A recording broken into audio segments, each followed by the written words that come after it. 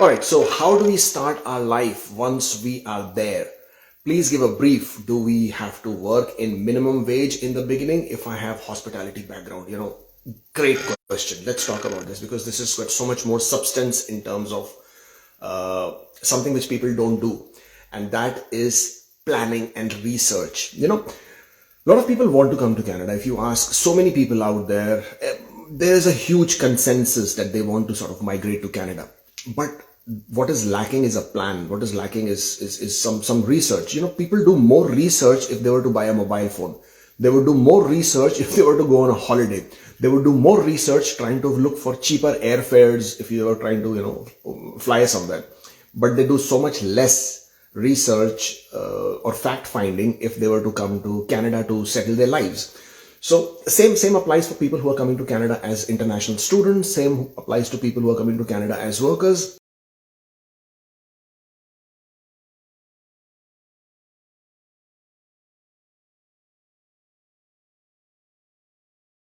Yes, there is a basic anxiety, and yes, you will, talk to some friends and relatives, but it lacks that research which is needed. So how do you start your life? First off is by doing, as I said, doing a lot of research. Jobbank.gc.ca, that is a job portal from the government of Canada. Not only does it have listed a lot of vacancies which you can take a look at, but it also has a lot of data. So the data is related mainly to your different kinds of employment in different parts of Canada. What is trending, what is more in demand, what are the median wages, what kind of a salary you can expect. You will be able to get a brief idea of where your specific occupation may be in demand. So that, always helps if you want to take a look at that. When you have identified which province you want to come and live in, from there on, the next obvious question would be which city in that province would you like to come and live in? Once you've identified the city, then my suggestion would be to again do some more research trying to figure out which area in that city. If you're married, if you have children, then you also need to know that you need to choose the area that you're living in based on your school and not vice versa. Because if you're going to be choosing public schools, then your children will have to only go to that public school which is in that respective area where you reside. So that becomes important. That's the first step. Now, your second question, which was about do you have to work in minimum wages only? No, you don't have to work in minimum wages. Again, this is all part of your research. This is all part of your preparation, part of your planning. Before you come to Canada, if you've identified which job is going to be your primary interest, if you've identified which province is going to be your primary interest, if you've identified which city is going to be your primary interest, you will then also be able to identify if you will be able to pursue the same occupation that you're currently involved in, and if you need to take up any certification, if you need to take up any regulatory licensing for that. So you can start preparing for it much in advance before you even come to Canada. So by the time you come to Canada, you should virtually know everything that is there to know about kickstarting your life. You should have already contacted different new immigrant centers or NGOs or organizations that help people or help new immigrants setting up their lives. These are all government funded, so you're not going to be spending any money on them, okay? Once you've identified these organizations, you will very quickly be setting up your appointments. You will know who to meet, you will know who to talk.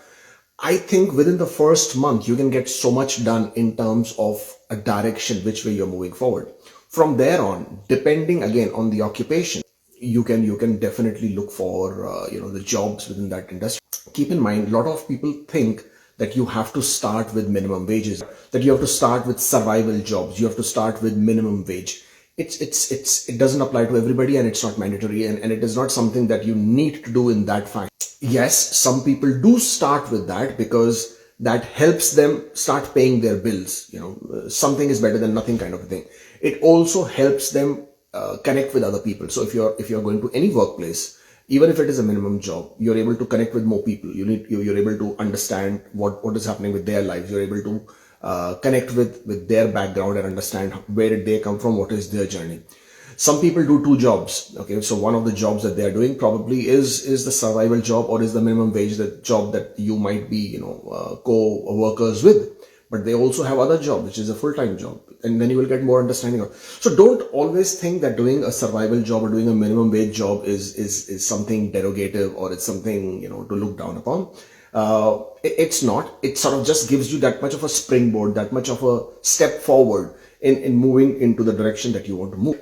That should not be a primary focus. The problem is where people get stuck with is when they start with a minimum job, they become comfortable in it. And a lot of people tend to stick within that area. That they lose the motivation of pursuing or seeking what they actually came to Canada with. They lose the motivation of upskilling themselves, of upgrading themselves, or adding those additional skills or regulatory requirements or licensing or certification that is needed. And in the absence of doing that, they get stuck with that, the job which they started with as a minimum salary or minimum wage job.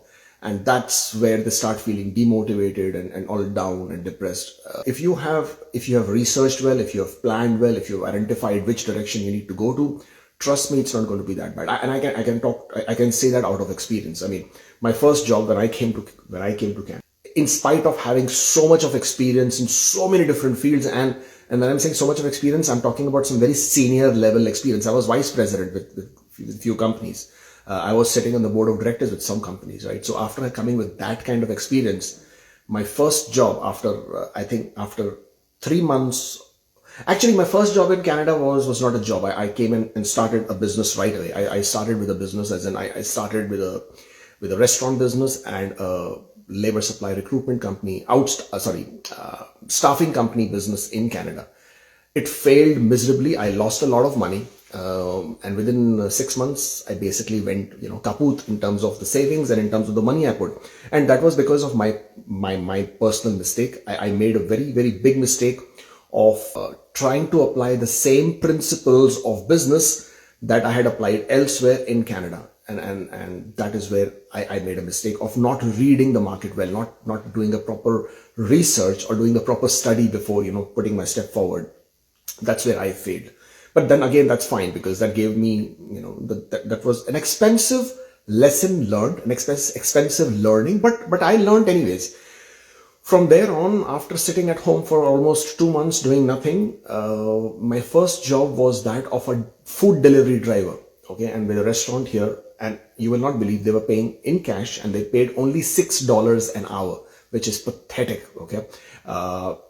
But I did it anyways, and because they were paying cash, they expected you to make money out of the tips, and I did it for 2 or 3 months. But the good thing was, I didn't treat it as that, that this is all that I've got to do and this is all that I will stick with. I did that because it allowed me to get out of home. It allowed me to open up my mind. It allowed me to breathe some fresh air and, not feel all down and low. So what am I going to do? What am I going to do? This is the end. I mean, so sometimes, when things don't go as per the plan, you start feeling all that. So I took that as an option. Okay, let's do this. How bad can it be? And let's find out. There are a few things that I learned in the process. One, and the first, which was very, very important one for me personally, was respect and dignity of labor. I come from India. And then from there on, a huge portion of my life I spent in Middle East. Somehow the mental mindset or the psyche is to look down upon certain jobs. I'm also had a similar mindset where you think there are certain jobs which are beneath you, which obviously, you will not do it. Somebody else has to do it. And I suffered from the same thing. So for me, doing the job helped me get out of that mindset first, which was brilliant. And suddenly I had much more respect for those positions, because trust me, if it's winters, if it's snowing, if the tires are skidding and you cannot drive safe and you still have to deliver somebody's food within 20 minutes, which is quite far, and you're going through a massive snowstorm or rainy weather, and you still have to carry that heavy bag and run where you can park in a no parking area and then run to that person's house, wait till somebody opens the door and it's pouring on your head. It's not a pleasant experience. Okay. And all that guy does is sometimes don't tip, sometimes tip. I realized the value of collecting those coins, because that's what you would get in tips, $1, $2, loonies or toonies. I'm telling you, it's such a humbling experience. It's such a humbling, it's incredible. It sort of teaches you your aukat. It tells you, boss, you are not above anybody. everybody's same. So that for me was unbelievably brilliant, incredible life learning experience where it brought me back down to ground instead of feeling that you are more entitled than somebody else. So I did that for almost 2 to 3 months, as I said, and as I said, there was a lot of learning there.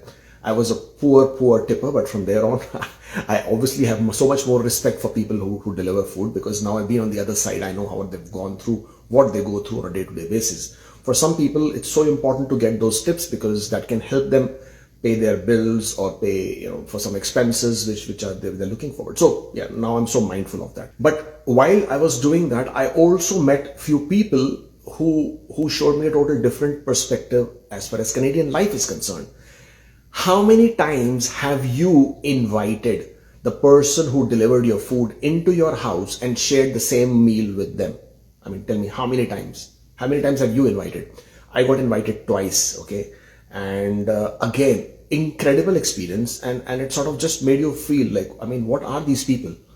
I'm delivering somebody's food and he is looking at me and looking at the weather and saying, this must be pretty cold, why don't you come in? Have this meal with me, and it's already so hot, that the food is so hot and it's so cold outside. I insist. He picked up the phone, he called my manager in the store and said, this guy is going to be late because I want him to join me for my meal. And unbelievable. I sat with him for about 30 minutes, had a great chat, and happened with me twice. So where else do you find something like this? So as I said, for me, these were unbelievable experiences which I would have not experienced had I not got out of my house and done this job. I also met a few people who I could have a chat with, interact with while I was delivering their food. And surprisingly, as I was just giving you an indication about co-workers and they having some other job, another of my co-worker who was also delivering food, though he was delivering food, but it blew my mind when he told me that he has a private plane which is parked at one of the small airports. When it is first said that he has a private plane, it does blow your mind. I mean, like, what do you mean you have a private plane? Well, the cost of a private plane, I'm talking about the small private planes, is about $35,000 to $40,000 if bought secondhand. So for his son who was trying to be a pilot, he had actually bought a plane so that his son could train better without having to. I mean, it blew my mind. I said, you're delivering food, you have a plane parked at the airport here? And he said, yeah. And then his son wanted to train as a sports car driver, and he actually went out and bought him a $200,000 custom built car, because he also was a manager with a huge agricultural farm, which did all different things in terms of farming and agriculture. So again, another experience learned, things understood. So all I'm trying to tell you is that come with an open mind, but do your research, know what you want to do, stick to your plan, be steadfast on that, but don't restrict yourself into thinking that if you do this, it will not take you there. If you have to take up a minimum wage job, by all means do, till you find what you are looking for, because from there on, trust me, it's going to be the journey that you are looking for. That's all from me today. Thank you so much for joining in. We will do this again. This was fun, like talking just non-immigration stuff, right? Thank you, and I shall see you next time. Bye-bye.